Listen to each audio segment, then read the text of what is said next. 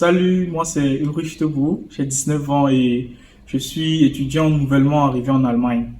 Ça fait environ 2 mois que j'ai décidé d'accepter le Seigneur Jésus-Christ comme sauveur dans ma vie. Si je suis devant vous aujourd'hui, c'est pour vous présenter un livre écrit par le professeur Zacharias Stanley-Fomum, le fondateur de notre ministère, à savoir la communauté missionnaire chrétienne internationale. Le livre en lui-même s'appelle Le chemin de l'obéissance et il nous présente des notions tellement basiques dont l'obéissance à celle-ci décidera en fait la suite de notre marche avec Christ. Alors, après lecture de ce livre, le premier acte d'obéissance auquel j'ai été confronté a celui du baptême dans les eaux. A été celui du baptême dans les eaux. Je dois avouer que, quittant du Cameroun, j'avais expérimenté ce qu'on appelle le baptême par aspersion. Mais après avoir connu le Seigneur Jésus-Christ et après avoir lu, découvert cette vérité, ce que c'est que le vrai baptême, je n'étais pas tranquille. Et malgré le raisonnement des autres, à savoir est-ce qu'il existe deux types de baptême et tout, je ne me suis pas laissé détourner, mais j'ai juste fait confiance à la parole de Dieu. Et je me suis dit, le modèle par excellence c'est Jésus-Christ, alors je dois suivre le Seigneur Jésus-Christ. Raison pour laquelle, après lecture de ce livre, bien évidemment, je me suis décidé de me faire baptiser dans les eaux. Un baptême biblique, c'est-à-dire un baptême complètement par immersion, de telle sorte que même ma chevelure était trempée dans l'eau. Je vais nous lire quelques petits extraits de ce livre, au travers duquel le professeur Zacharias Stanley-Fomum nous présente les choses terre à terre, sans complications. Et comme j'ai dit au début, l'exemple par excellence est celui de notre Seigneur Jésus-Christ. Nous allons lire un ensemble de petites phrases qui nous décrit en quelque sorte comment est-ce que le baptême de Jésus-Christ s'est passé. Le professeur Zacharias Stanley-Fomum dit dans son livre, « Le Seigneur Jésus fut baptisé dans le Jourdain. Il entra effectivement dans l'eau. La Bible dit, dès que Jésus eut été baptisé, il sortit de l'eau. » Je vais juste m'arrêter que là. Il sortit de l'eau.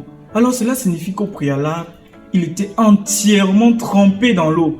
Tout le corps du Seigneur Jésus-Christ était trempé dans l'eau. Alors si je veux expérimenter vraiment un baptême biblique, alors tout mon corps doit être trempé dans l'eau.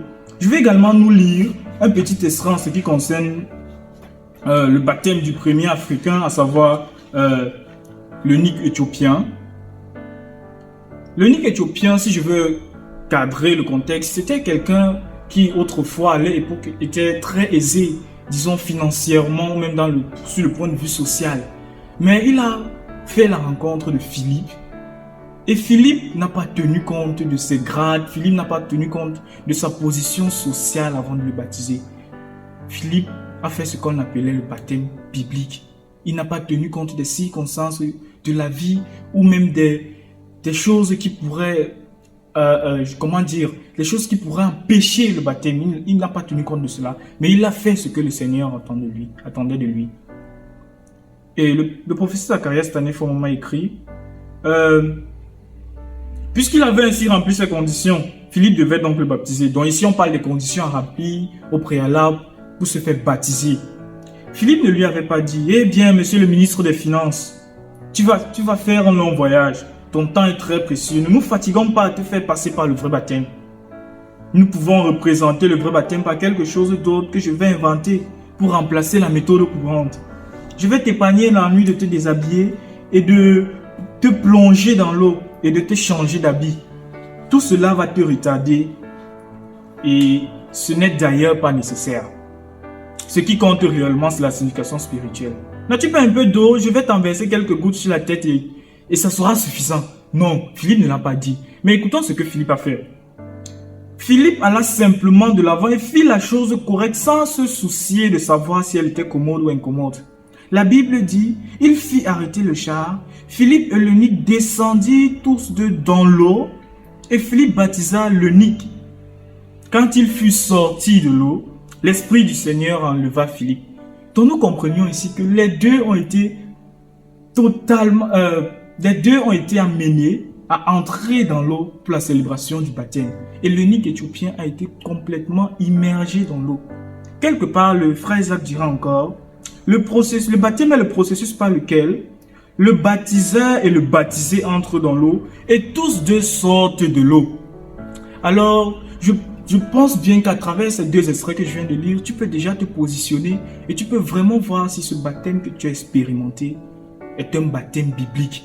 Je t'encourage de te procurer une copie du livre. Tu peux le trouver en ligne et tu pourras le lire.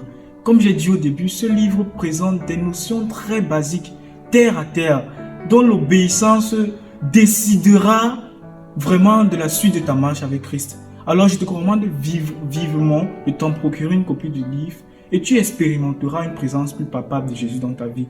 D'ici à là, sois béni. C'était Ulrich, chrétien de la communauté missionnaire chrétienne internationale. Ciao.